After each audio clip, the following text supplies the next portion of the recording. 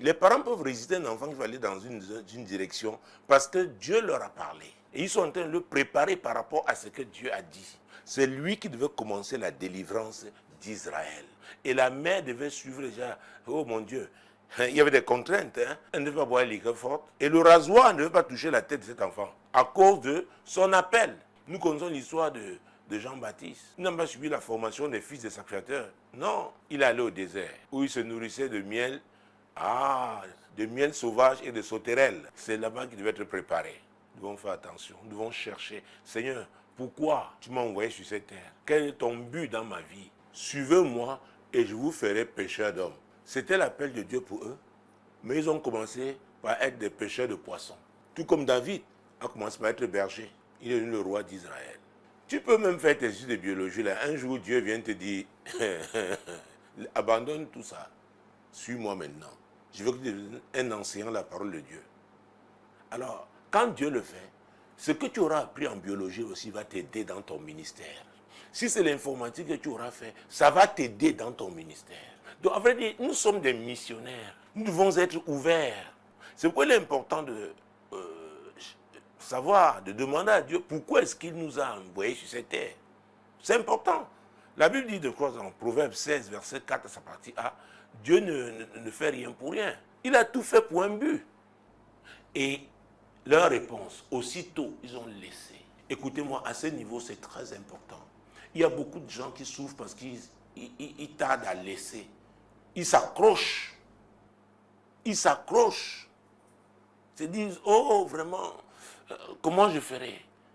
J'ai passé toute ma vie à apprendre à être médecin. Maintenant, on me dit, oui, tu peux servir Dieu en tant que médecin. C'est possible. Même à temps partiel. C'est possible. Oh, voilà, j'ai mes études d'ingénieur. Oui, ta formation d'ingénieur va t'aider dans ce que Dieu t'appelle à faire. Aussitôt, il le sert. La Bible déclare que la crainte de l'Éternel enseigne la sagesse. Alors, cher ami, je ne veux pas être péremptoire avec toi. Je vais te renvoyer vers ton Créateur. Va demander à Dieu pourquoi il t'a envoyé sur cette terre. Il a permis que tu aies ce Père.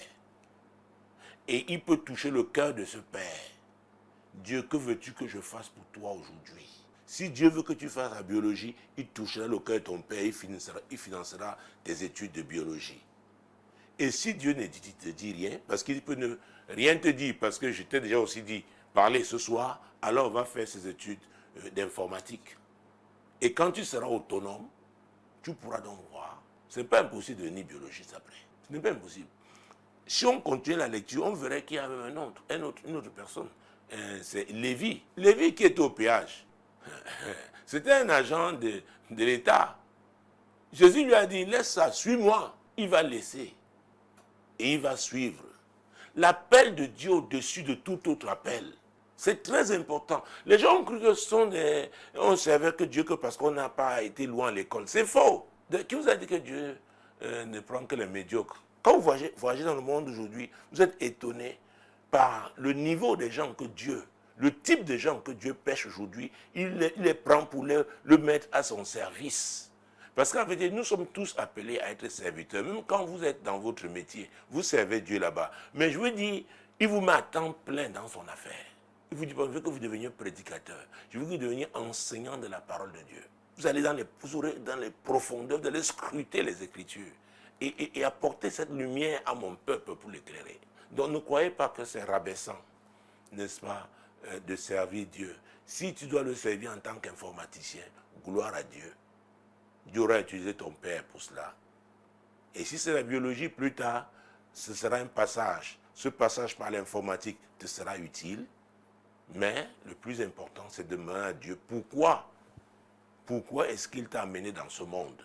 Comme David l'avait compris en son temps, tu devras comprendre que Dieu a un plan pour toi.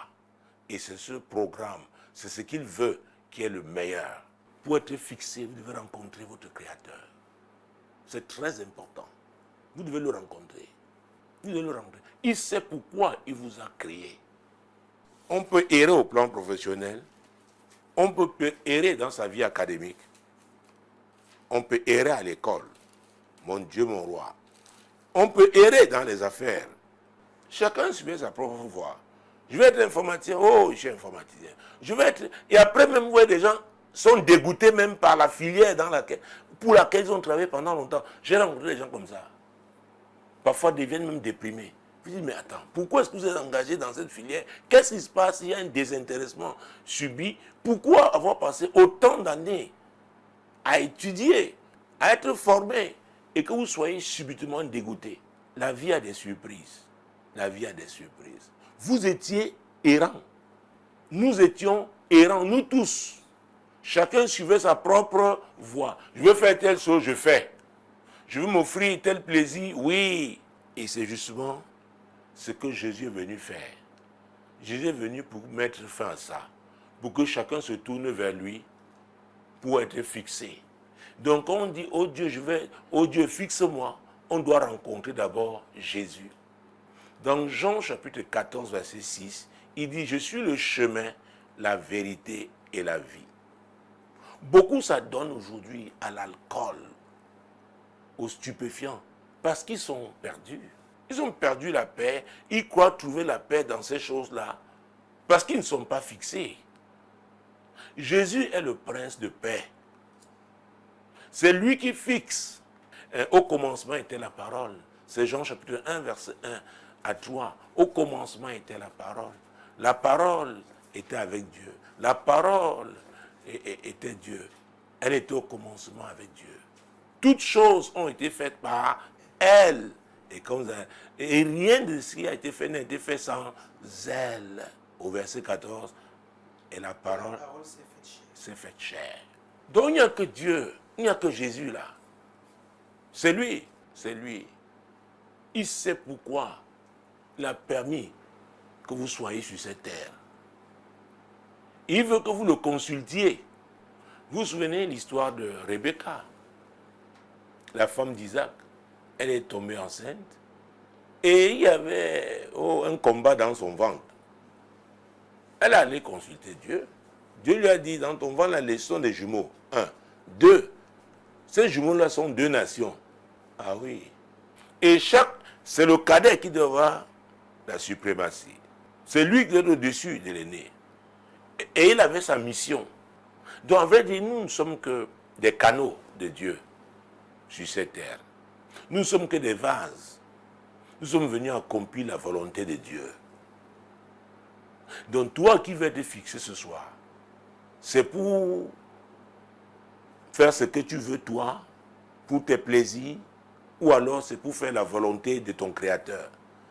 Si c'est pour faire la volonté de ton Créateur, alors c'est une très bonne décision de chercher à être fixé par Dieu. Il le fera parce que c'est sa volonté. Il nous a créés pour un but. Est-ce que parmi vous alors, qui cherchez, qui demandez à Dieu d'être fixé, vous êtes prêts à abandonner ce que vous êtes en train de faire aujourd'hui pour vous engager dans ce que Dieu veut que vous fassiez pour lui? C'est très important. Dieu ne peut pas fixer des personnes rebelles, des personnes obstinées à faire ce qu'elles veulent. Non.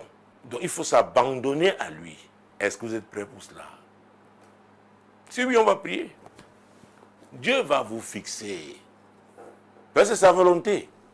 Vous n'étiez pas là lorsqu'il a conçu le plan pour votre vie sur cette terre. Alors il faut que retourner à lui. S'il y a des ajustements à faire, il les fera dans votre vie. Il vous permettra de les faire.